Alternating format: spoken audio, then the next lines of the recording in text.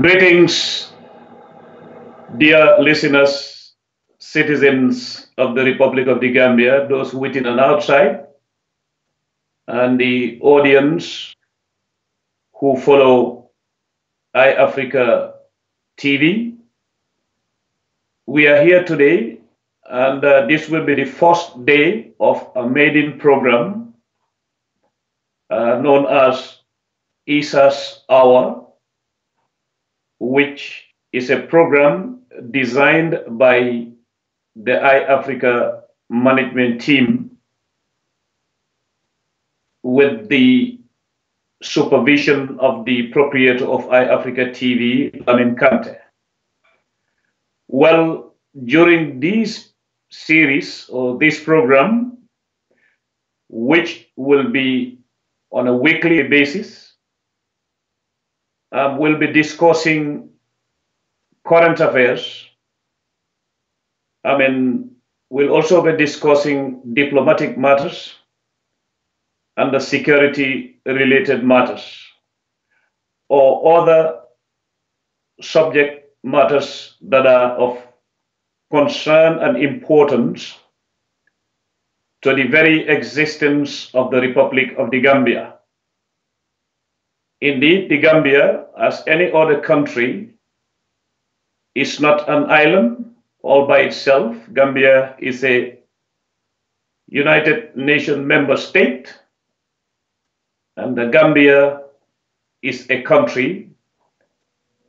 Therefore, anything that affects the Gambia is synchronized with what affects other parts of the world.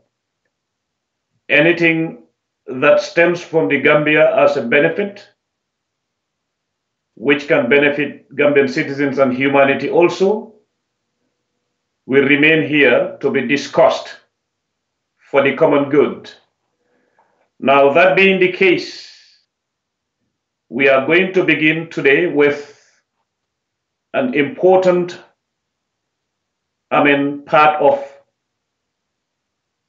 things that are of great importance to the Third Republic. Now, one of those is parliamentary procedures. Well, this is an area that even myself, I need to be educated on, let alone others who are not even familiar with the term or the contents expected to make one understand what it means.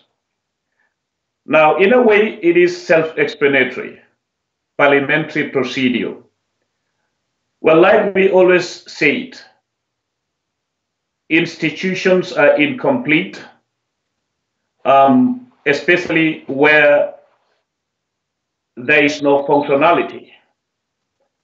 Now, the functionality of the parliament itself, one can say that one of the most important components is parliamentary procedure. What are the procedures that will turn a parliament into an institution that will deliver effective services to the people?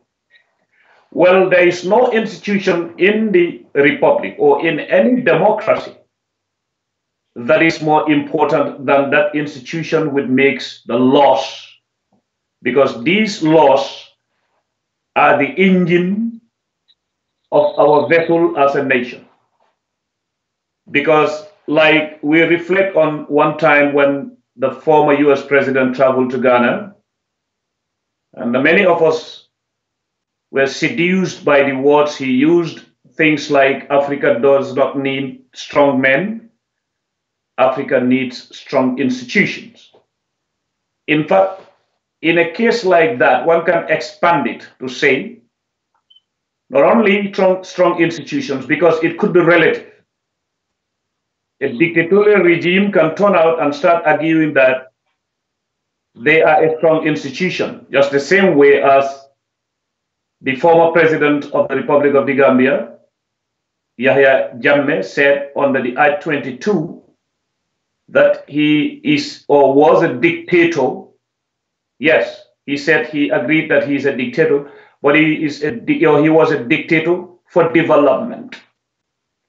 Well, hearing that kind of thing from a person like Yahya Jammeh would make one understand that, to be honest, people need to be schooled on things like parliamentary procedure, how to make laws, how to amend laws, and what is the importance of law itself.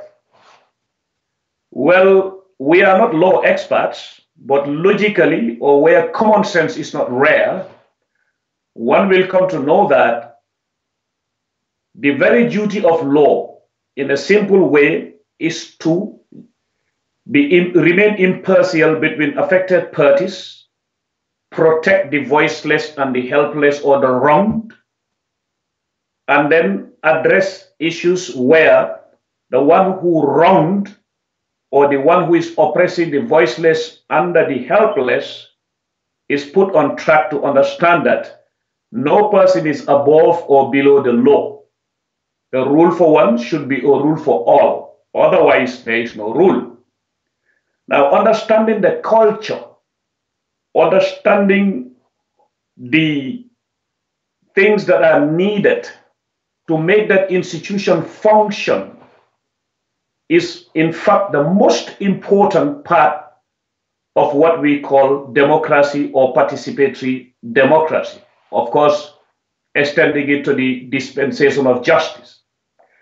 Now, when you think about it, some of us who read government at school, we still remember where we were taught by our teachers that the importance of the judiciary, the executive, and the legislature. Well, I would say personally or professionally, politically, socially, that there is no institution that is more important than the House of Parliament in the Gambia or in any country in the world, because it is law that mandates leaders to execute, and it is law that contains them also not to do what is not compatible with that very law. So, but what are we talking about here when we say law?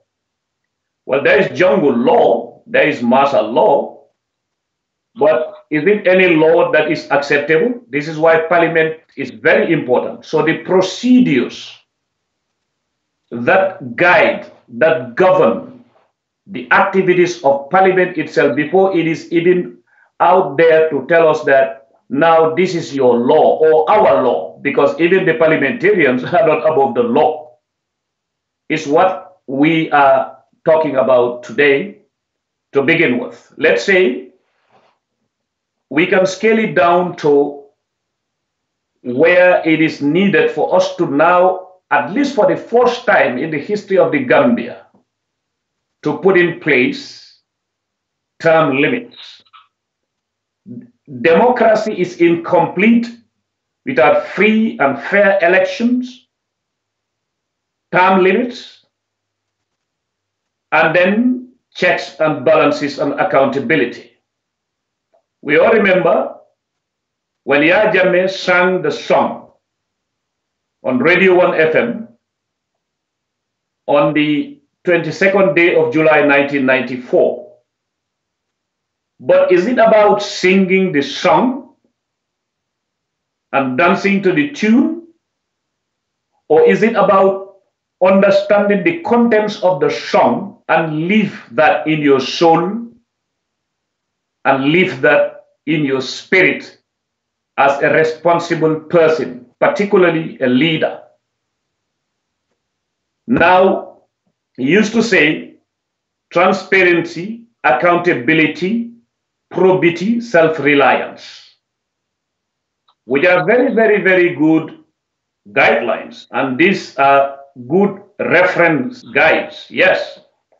But when you say reference guide, it means you are referring to something to guide you to do something in a good way, in a better way, in a best way, in an excellent way, or in an extraordinary way.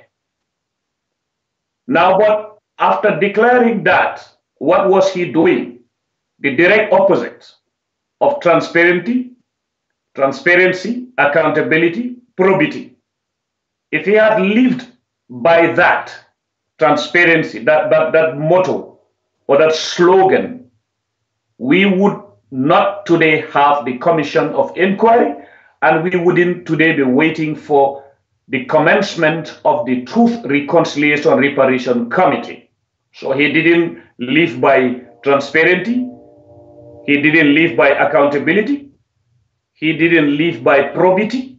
Well, if he lives by self-reliance, it is self-reliance by looting and believing that you are self-reliant. Then he was not self-reliant also. All these things, if we have understood the culture, the working culture, the professional, demand behind what one needs to understand and know to be familiar with parliamentary procedure, we wouldn't have seen ourselves in this where we are today. Because the reason why we have commissions of inquiry repeatedly in African countries is that we don't respect the laws. It is one indirectly or directly an insult to the conscience of the people. It is an insult to the intelligence of the people, because if you understand the meaning of law, then you wouldn't wait for a commission of inquiry to call you to book. By looking at what is going on in the United States of America today, one would understand the power of law. Now, that is why things like term limit are good. Because, you see, when there is a law determining how to vote and how to serve the one who voted you, then there is no way that any person can ever be a dictator. Because it's the law that determines the offer of appointment. Because presidents, ministers, and any top-ranking official in the political arena were given an offer of appointment. What is the offer of appointment for a president? The offer of appointment for a president is when he or she is voted into power, declared a winner. That's why you hear people say president-elect. Well, you are not yet a full-fledged president because you have not been sworn in. What is the platform you stand on? What guides you to be sworn in? Even if you put your hand on the Quran or the Bible, or you only believe in the Constitution, to be more impartial, some people do that. That oath you are taking is your offer of appointment, because it is the people who offered you an appointment to serve as a president. Well, once we understand parliamentary procedures, once we understand what law definitely means, what's the meaning of the legislature, there is no way that anybody can be a dictator. It is only the law that determines how the republic is run. Or it is only the law that dictates situations. And when the law dictates, it's not the same as the dictatorship from the whims and caprices of a single individual. Therefore, understanding parliamentary procedures, I would appeal to those who are within parliament itself and outside to think of forming a commission or a committee or a task force or whatever, and then we put in place a mechanism that will assure us of an ongoing civic education program or a curriculum. This is needed in the Gambia. In many parts of the world, or Africa for that matter, but Gambia is mostly needed, especially where we have found ourselves in this situation. We were in the dark ages of repression and oppression for 22 good years. Coming out of that, the dark and cold hole we found ourselves for 22 years should wake us up to understand that the only thing that can save us from living through that is law, constitution.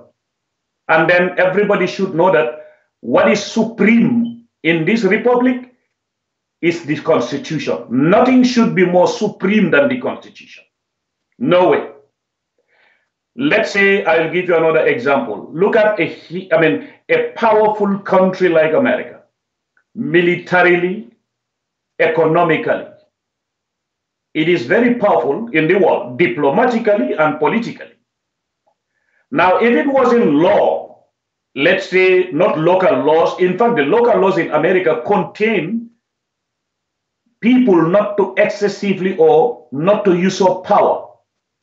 If there was no law, if there was no international law, no United Nations, nothing, and then we reverse back to the ages and the days that countries could get up and go and colonize others, what do you think would have happened today in the world? So that is the importance of the legislature. And that is why we need to be or must be or are obliged to be familiar with parliamentary procedures. How are laws made? Why are these laws necessary? How are laws amended? How are they introduced? Why is it necessary to scrap off certain things, expunge it from the amended and all that? Because if you don't understand the procedures, you will not be able to understand how to make those laws or to know what the law means. Now, that is why, we refer to things like term limit. And then there is what people call the 50 plus 1 and the 50 plus 2 clause. Okay? That part of it is where, the need for a second round of voting, based on what I understand, is necessary and needed. Because, you see, continuity is for a state. Okay? Functionality is for an institution. Some institutions may be established, but their purpose is short term. But the purpose of a state, the purpose of a government is not short term. It is an ongoing process where we expect to fine tune it, or we expect to take it into the garage of professionalism to overhaul it and look at it and then repair what is broken out of it. Just like one lecturer once said, he was teaching language. And then he told the students that language has 4 wheels. You listen, you speak, you read, you write. He told the students that I am going to give you language as the tool, but my job here is to be the one that orders and then recommends the spare parts needed to repair the tool or the machine when it is done. So that's the role of the teacher. I'll give you the spare parts, and then I'll introduce you to how to be able to use that machine.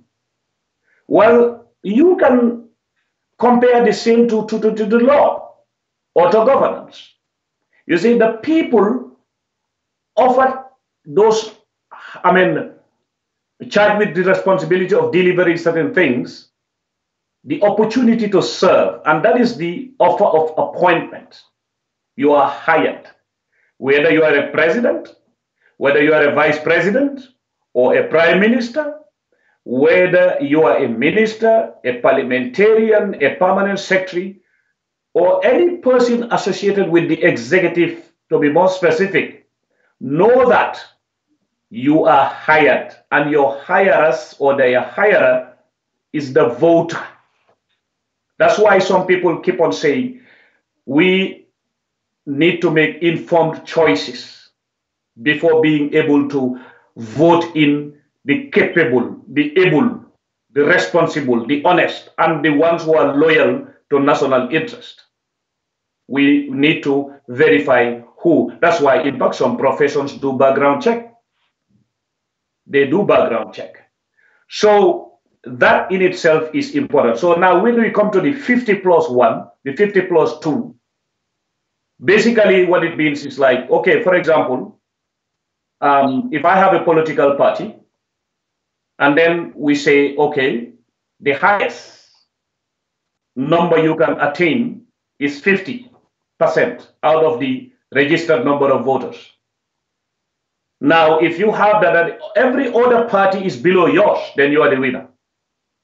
But if you have 50 plus one, another party, let's say, for example, today, PPP, UDP, DOI, and all that, four of those share the votes among themselves. And the percentage is the same. And one is just above them, is 49. Now, what is recommended is for them to consult among themselves, regroup, and then go for a second round. It is important. All these things, why are they necessary in a democracy? This is what we call checks and balances, in a way. Because it's not that I wake up and declare myself a winner. There are laws governing how you should register a party. There are laws governing how you should campaign. There are laws governing accessibility to media, which should be impartial. All these things are part of checks and balances, without which we don't have democracy in the true meaning of the word.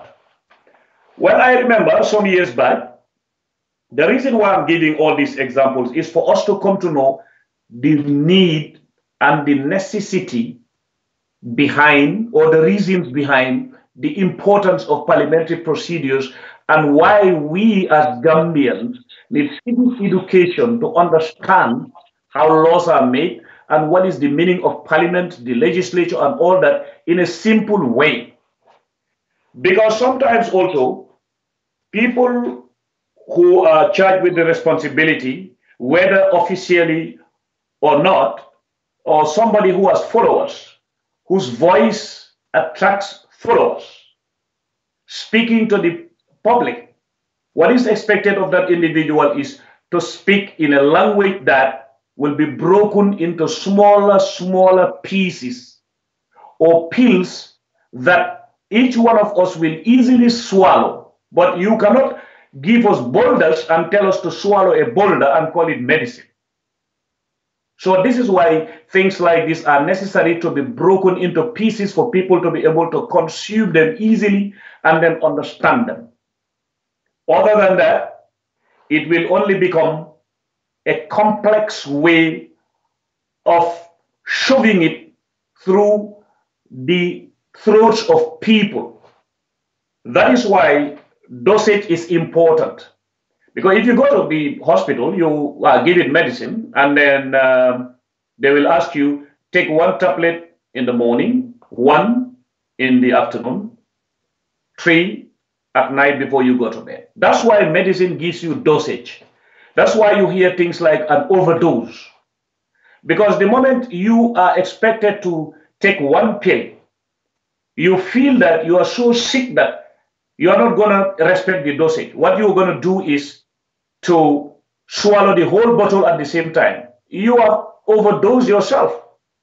You will die. So it's the same way also that I would appeal to some of us. Be you at the university, during a debate, on Gambia Radio and Television Services, on iAfrica TV, on BBC, or any other platform, or Parliament itself. Let us please be avoiding the feeling of showing sophistication to a point where the people we are talking to would not understand what we are saying. Because we are not talking to ourselves. If I was only to talk to myself in what I'm invited by iAfrica TV management to run this program, I would not need to be here before the camera and then blocking TV director Alamin Conteh and his team to go home. I mean, I would have just spoken to myself in my room. Why do you have a TV? And this is where outlets like iAfrica TV, GRTS, and other television, Capital FM, and other radio stations in the Gambia are important, because the meaning of media is to educate. Of course, entertainment is part of it.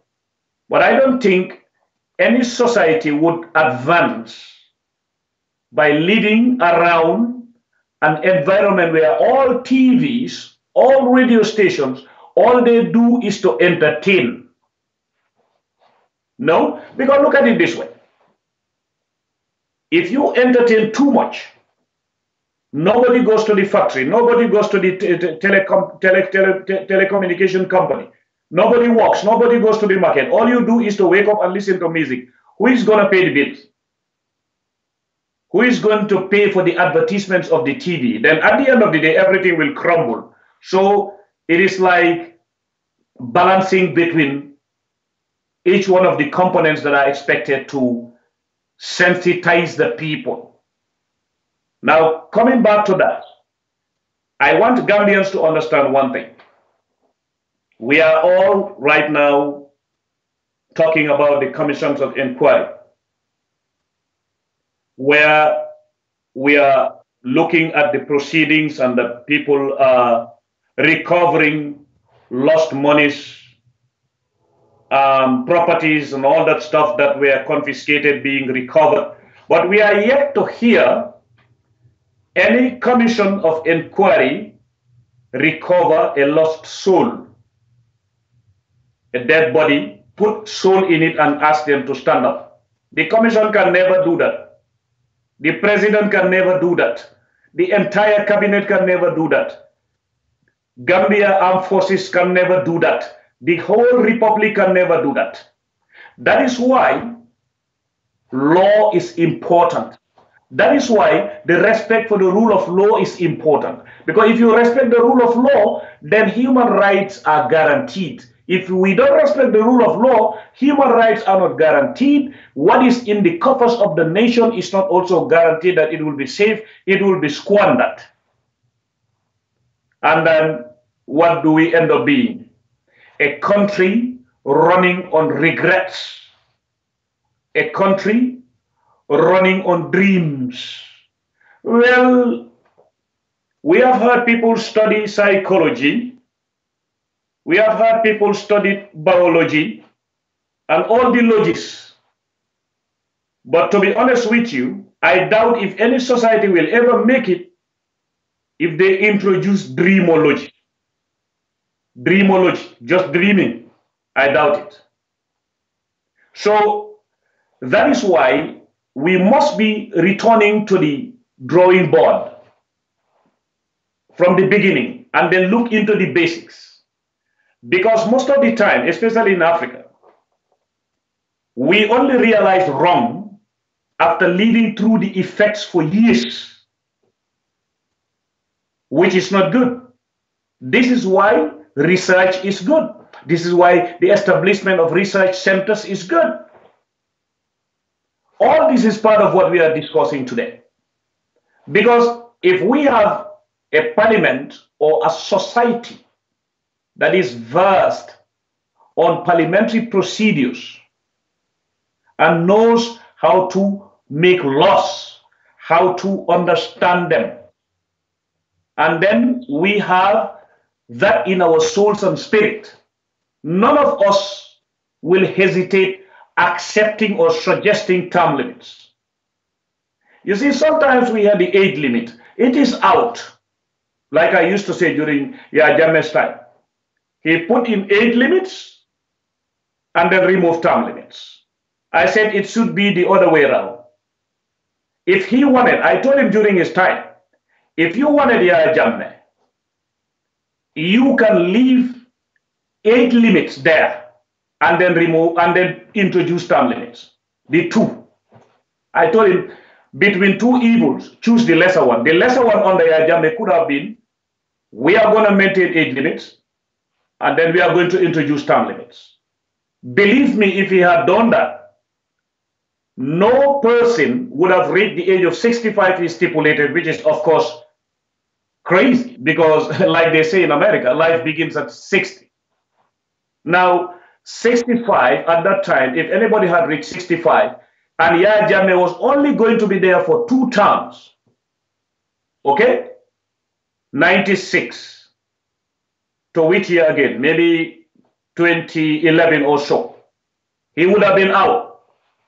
Whether voted out or not, the law would have told him it's time to go, and he would respect the law. If he had done that today, Yahya Jammeh might have been in Kanilai, enjoying the rest of his life. You see, life after the presidency is more, is in fact more comfortable because the title remains, the respect remains, the salary remains, the guards remain, the orders remain. What is much better than that? Like they say, the titles remain. A general is always a general, an ambassador is always an ambassador, a president is always a president by title. But the ambassadors and the generals, sorry, the generals and the president, especially the president, in fact, enjoy more. Because the ambassador remains with the title, but you don't go with the salary. But the general goes with the salary and the president. And the general also, there is no guarantee that every country, maybe in bigger countries like America and France and the United Kingdom or Senegal, who knows. But the president that exists in Africa, Kufo is there.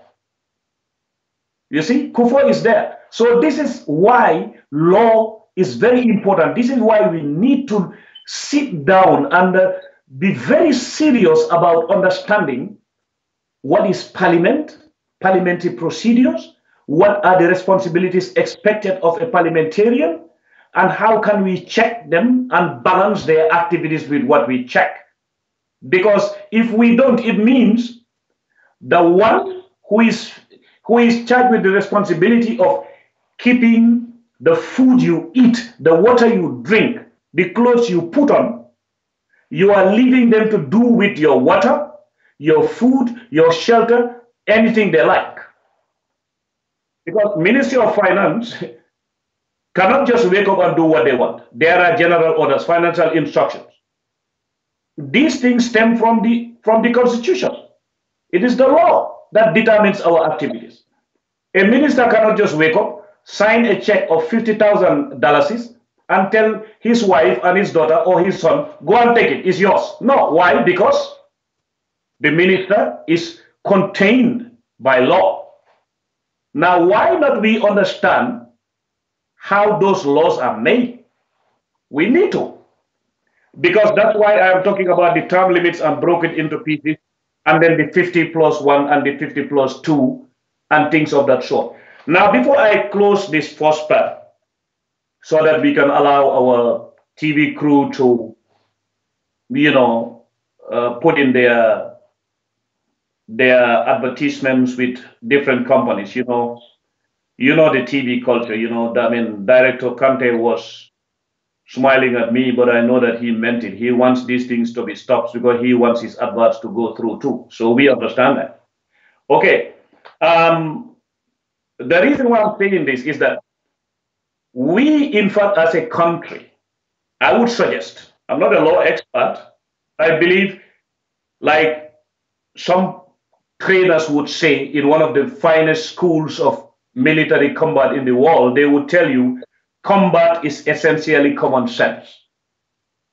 Whether one agrees with it or not, governance itself is strategies and combat together. You are combating against, against what is illegal, against what is unacceptable, against anarchy, against uprising, against tension, against doing wrong to others. You constantly on combat. As a head of state, you are combating every day. You are on combat. So when you use common sense, you would come to know that before we even think about inaugurating the Truth, Reconciliation, Reparation Committee, why not we think about putting in place a constitution, or side by side it can happen, a constitution that we will definitely rely on trust and respect. Because like I said, or some people say, we are all singing the song of freedom and liberty, saying that change, some say Gambia has decided. Others say change has come. Now, but let's draw ourselves back to the semantics of words here. And remember what Yahya Jammeh said. I am a dictator for development. I came out, used the same semantics of words. I said, this is true, sir. You are a dictator for development. That's confession right there. But let me tell you one thing. There is positive development and there is negative development. So you are a dictator for negative development. So now when change also comes, we are all singing. Gambia has decided. Decided what? What has Gambia decided? To detach itself from 22 years of brutality, tyranny, torture, maiming, killing, summary executions, and the disappearance. Yes, we have detached ourselves from that. Now, after doing so, remember, some of us may believe they are dynamic, when actually they are static. They are not dynamic. They are not moving. You may believe it in your head, but you are not. To a certain extent, the fastest way for us to realize change, we can believe in and we can trust. Because change just is change. It is the only guarantee life has for us. But situations change for the good or for the better or for the worse. Now, if we want this change to be change we can believe in, change we can trust, it must be change based on law, based on the rule of law, respecting the law, regardless of race, religion, ethnicity, partisan lines, everything. When the law stands, no more PPP, no more UDP, no more NRP, no more PDOIS, no more. I mean, when I say by no more, I mean that it's like the law is there for all of them and all of us affiliated with them as the people who hire them and give them offers of appointment. So we should always put that in our mind that as long as you respect the law, we are ready to be behind you. We are ready to serve besides you, with you under you. As far as you don't respect the law, we are not ready to be behind you. We are not ready to be besides you. We are not ready to serve under you or with you. That's it. Because it is what determines the offer of appointment we give to a president. The president is giving an offer of appointment. He went to the stadium and he swore. That is his offer of appointment. And you all saw that he signed. That is not a joke. It is where I used to go against the Ajame. I told him, you cannot go to the stadium after the people are giving you the mandate. Then you stand in the middle of Bakau Independence Stadium. You call it Independence Stadium. And then you go there nurturing and nourishing autocracy. Then you have already contradicted yourself.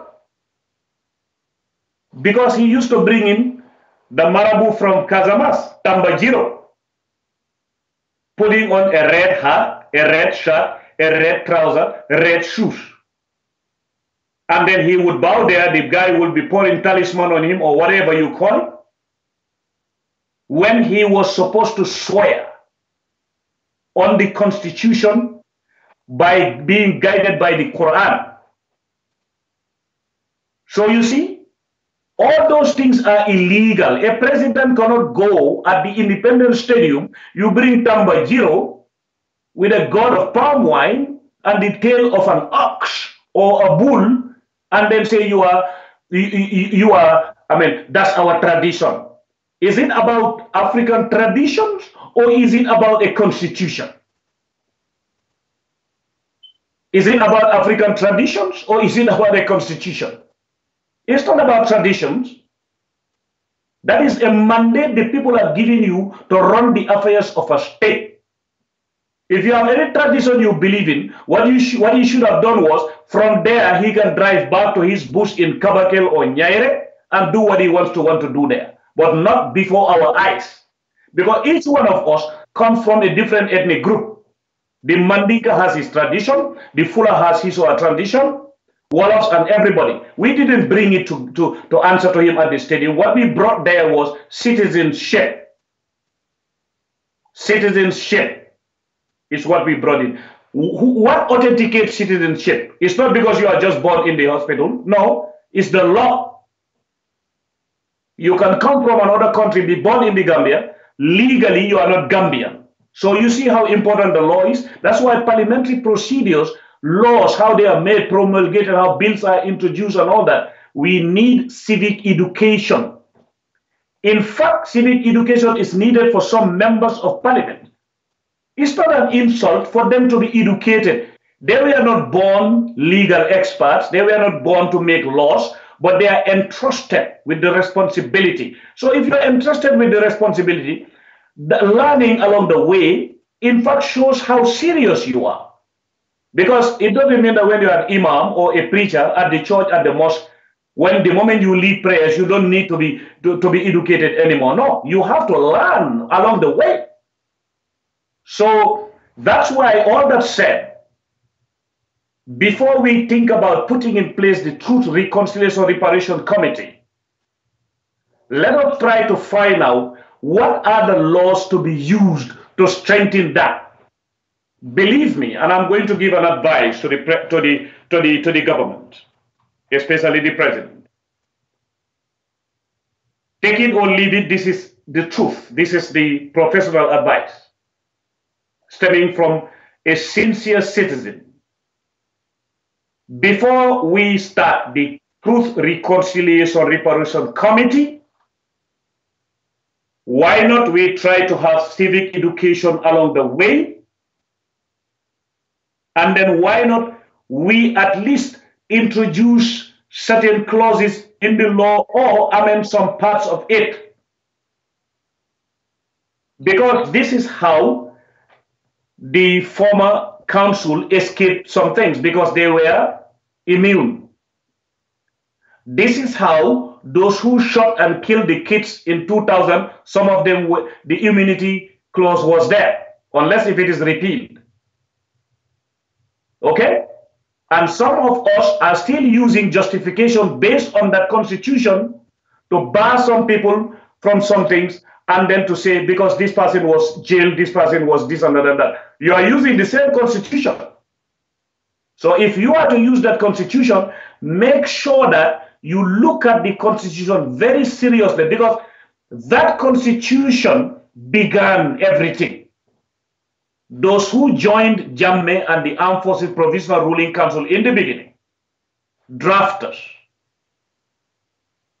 constitutional draftsmen and other people who were there, people who looked at the content of the constitution, people worked with Jammeh to show him how to build a structure and transform that structure into a decree, which is also another form of the law. Jammeh never knew how to write a preamble, let alone an article or a clause or call it a law. Jammeh never knew how to introduce a bill at Parliament. We were in depot together. Of course, gendarme at that time, we had the Gendarmerie training school. We read the criminal code. Most of us were very good at it because we used to go to court. But that doesn't mean that we were law experts. As police constables, police officers, gendarmerie officers, you were expected to know the law, because you are the one who was controlling traffic and then doing military duties at the same time, taking soldiers, preparing their case files if they are to go to court martial or to a civil court. Yes, but those are functionalities. But the ones who promulgate the law itself that you use and you are asked to study at the training school is different. So why not we look at that? Because if we don't, the advice I have to give here before we close this part, Truth, Reconciliation, Reparation Committee. We call it Truth, Reconciliation, Reparation. Well, that's somewhat self-explanatory. You began with truth, okay, which I believe is the twin of facts. And we all know that nobody can control facts. The facts have to be known first, okay? And then we reconcile those facts with the law. When some people hear reconciliation, what they are thinking about is, okay, Issa Bokarsi once stabbed Lamin Kante, and then today we are before the Truth and Reconciliation. Lamin Kante, can you please come? Yes, I'm here, sir. Issa stabbed you, yes. He has said that he accepted he stabbed you, yes. Okay, shake his hand, and that's it. No, that's not what reconciliation means.